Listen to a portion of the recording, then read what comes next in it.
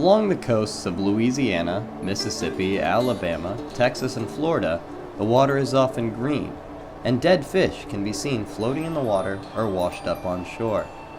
This area is called the dead zone, and it is caused by hypoxia, or a lack of oxygen in the water.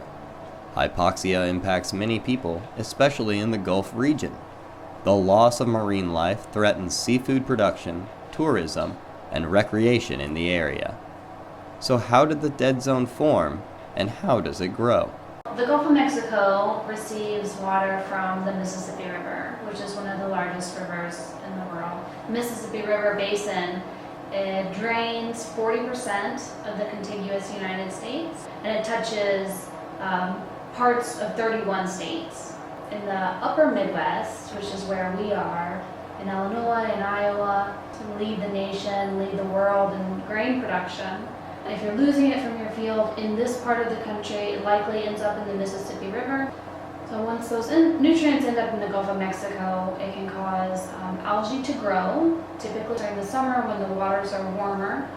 But essentially you can think of it like fertilizer causing this algae to bloom. Once those algae die, there's bacteria in the water that consume the algae, and by consuming the algae, dissolved oxygen in the water decreases, because those bacteria are breathing the dissolved oxygen. So of course dissolved oxygen is necessary for other aquatic life forms like fish and shrimp. A lot of that marine life swims away. Some of the marine life, the ones that we would be most concerned about, are the ones that can't swim away. Although cities and point sources do supply some of the nutrient runoff, the major contributor is agriculture, namely here in the Midwest. Farmers must understand what effects over-fertilizing can have on the rest of the nation. This zone of hypoxia in the Gulf varies each year, but an overall increase in size is apparent. Last year's was approximately 6,500 square miles. That's the size of Rhode Island and Connecticut combined. The U.S. government has tried to decrease this trend before, but saw little improvement. The 2008 Climate Action Plan set a goal to reduce the size of the hypoxic zone to under 2,000 square miles by 2015.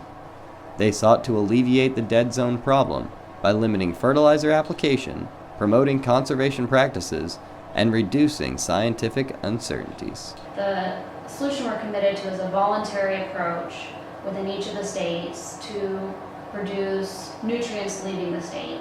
And that includes both nutrients in agricultural runoff, in stormwater runoff from cities and urban areas, and reducing nutrients leaving our point sources like factories or wastewater treatment plants. And so really it involves everyone. It's not just the ag community, it's not just the wastewater treatment plants. Everyone needs to be engaged in the solution. So if we cannot directly control the amount of nutrient runoff from each state, why not simply remove the algae that are causing these problems? That is the question that PhD student Chi Ting Ko asked back in 2009 when he began his research at the University of Illinois. He soon had the opportunity to go down and harvest from the Gulf himself. Ko has since developed his algae research using open pond systems here in the Midwest, but he still believes there is economic value in harvesting the wild algae blooms. I think the major advantage of harvest natural algae would be you're saving all the cultivation costs, which is the major cost of the traditional algal biofuel would be, but you also transfer the cost to the harvesting equipment. We try to assess different methods, but the most cost-effective method is we call a plankton net. It's kind of fish net, but it just have a smaller pore size. So it's basically you drag it with the boat, and then that's how you harvest the algae. Once this algae has been harvested, it can be turned into a multitude of products, although none seem to be as beneficial as biofuels. Dr. Lance Scheidemann, one of the university's leading sources on algae research, explains the potential for algae biofuels. The biggest long-term impediment is cost. And so right now when people grow algae, they primarily do it for high-value purposes, things like cosmetics, nutritional supplements, baby formula, and those are small markets, but they have really high value. And when you go to biofuels, you actually have to flip that on its head. You have to have really large volumes, and you have to have a relatively low price. The main reason people are interested in it is because it's very productive. So you get the most growth per acre, which means you get the most biofuel per acre. I believe algae is the future fuel.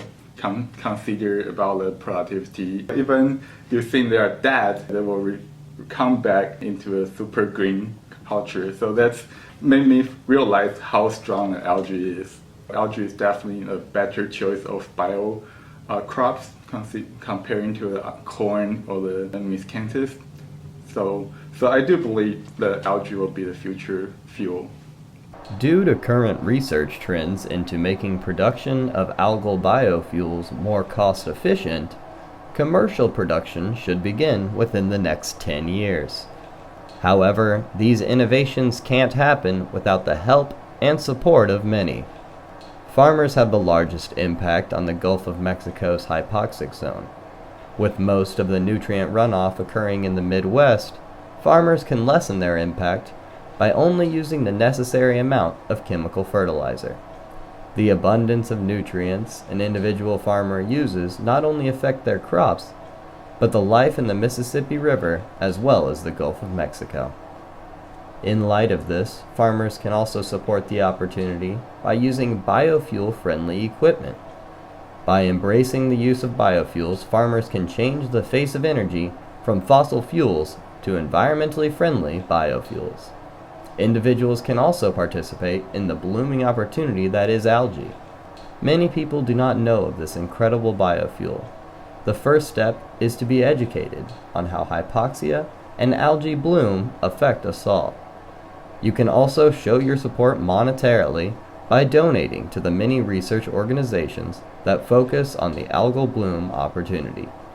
Maybe if we all work hand in hand, we can make this dead zone disappear.